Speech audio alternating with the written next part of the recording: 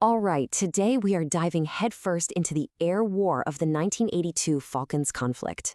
And we're not just scratching the surface here. We're going to go way beyond the usual headlines and the pilot memoirs to get to the real story, all thanks to some incredible military analysis from historian John Shields. So let's get right into it. So the story most of us know, it goes a little something like this, right? You've got these plucky British Sea Harriers with their amazing missiles and pilots, and they just dominated the skies against a bigger but kind of less effective Argentine Air Force. But what if that simple heroic story isn't the whole truth?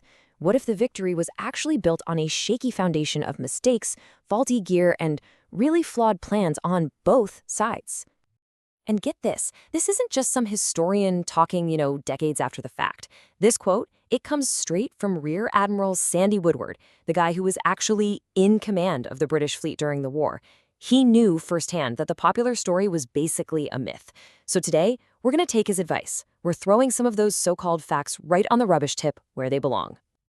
Okay, so to do that, we need a way to cut through all the noise, right? The fog of war. So let's just ask a really basic question. What truly decides who wins a war? Is it just pure bravery, the best tech, having more planes? Or is it something deeper, something about strategy, about the plan itself? Well, believe it or not, military planners have a concept for this exact thing. It's called the center of gravity. Now, I know, it sounds like something from a physics class, but in war, it means something very specific. It's the absolute core of an enemy's strength. It's that one thing that if you can just take it out, their entire effort just crumbles. Yeah, think of it like the king in a game of chess. You take the king, you win the game. So, how do you attack it? Well, you don't just charge straight at it. That's a terrible idea. No, you analyze it. You break it down. First, you figure out that center of gravity. What's their primary source of power? Then you start mapping out everything it depends on, its critical capabilities. And then you go deeper. What are the critical requirements that make those capabilities possible? And when you do all that, something amazing happens. It reveals the weak spots, the critical vulnerabilities. It's exactly like finding the Achilles heel. And this framework? This is precisely what we're going to use to figure out what really went down in the skies over the South Atlantic. And this brings us to our first and honestly kind of shocking discovery. This was a war fought almost completely without modern military doctrine. I mean, think about that. Both Britain and Argentina were basically making it up as they went along. And because of that, their plans, well, they were riddled with some really serious conceptual failures. I mean, just look at this chart of the British command structure. It's a mess, right? You'd think there'd be one person, one decisive commander calling the shots. But the reality was this complex, totally dislocated system. You had the top air commander back in the UK planning these big Vulcan bomber raids, while the fleet commander, Admiral Woodward, was literally 8,000 miles away making completely different decisions. So what does that mean? It means there was no single coherent plan for the air campaign. None. Oh, and it gets worse. On the flagship HMS Hermes, the person who was effectively running the day-to-day air war, it wasn't an air commander, it was the ship's captain, a guy named Linley Middleton. And by all accounts, his style was, well, let's just use the words of a senior RAF pilot.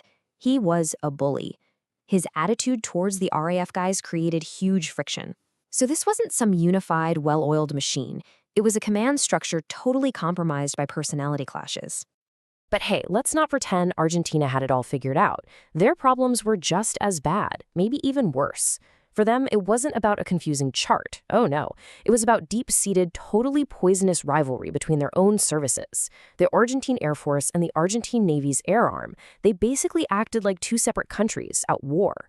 They wouldn't coordinate attacks, they wouldn't share intel, nothing. So here's the key takeaway. Both sides went into this war with, conceptually speaking, a broken brain. All right, so let's shift gears now to the physical component, the hardware.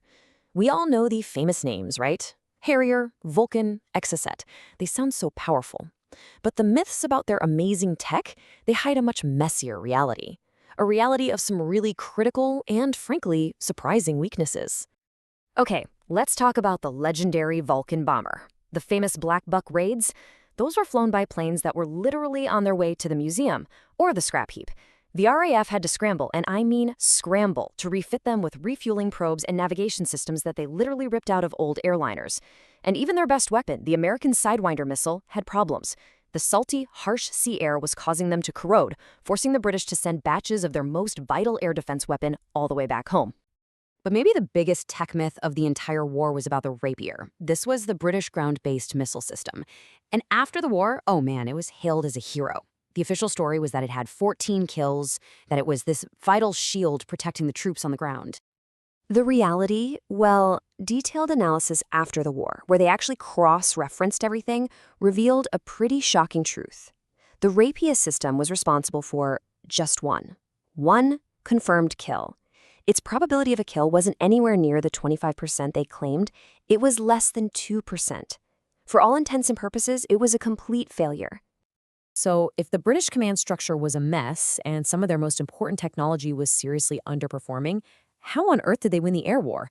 Well, this brings us to what was probably the single most decisive factor of the entire campaign. And here's the bottom line. Argentina didn't lose because the British were flawless. They weren't. Argentina lost because they failed at the most fundamental level of strategy.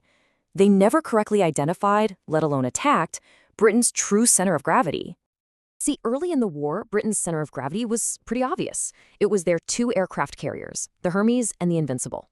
If Argentina sinks one of those, the whole British operation is probably over. Game over. But, and this is so important, once the British troops landed, once they were ashore, the center of gravity shifted. It wasn't the carriers anymore. It was the vulnerable supply ships, the logistics, the beachhead itself. But Argentina, they just stayed obsessed with the carriers. They wasted plane after plane, pilot after pilot, and their very few precious Exocet missiles, all trying to hit the most heavily defended ships in the entire fleet, while the real, actual new center of gravity sat there, way less protected. So when you look at the Falklands Air War this way, you start to see some really powerful lessons. And they go way beyond just this one conflict. These are lessons about planning, about how war is actually fought, and maybe most importantly, about the stories we tell ourselves after the shooting stops. This classic military model really breaks it down. You've got three components to fighting power. The physical, that's your stuff, your planes, your missiles. The moral, that's the bravery and will of your people. And both sides had tons of that, no question. But then there's the conceptual component. That's your plan, your doctrine, your strategy. And as we've seen, when that conceptual piece is weak, it doesn't matter how great your gear is or how brave your pilots are. You just can't use them effectively. And that really is what the Falklands Air War was. It wasn't this clean, heroic epic we see in the movies. It was a messy, chaotic affair. Winston Churchill said it best, war is mainly a catalog of blunders. And that's exactly it. It was a war of blunders, and victory simply went to the side that made fewer critical mistakes and was maybe a little bit better at improvising when their broken plans fell apart. So, to put it as bluntly as possible, both Britain and Argentina failed to properly connect their thinking with their doing. They just couldn't put together and execute a cohesive operational plan. So what were they left with? They had to rely on the tactical brilliance and just the sheer courage of their pilots to win individual fights because they were struggling to fight a coherent war. And that really leaves us with one final big question to think about. The actual fighting in the Falklands, it lasted for 74 days. But the myths about that fighting, they've lasted for over 40 years. It really makes you wonder, doesn't it? Which battle is actually harder to win, and which one lasts longer? The one for a bunch of remote islands in the South Atlantic, or the one for the narrative, the story we all decide to believe afterwards?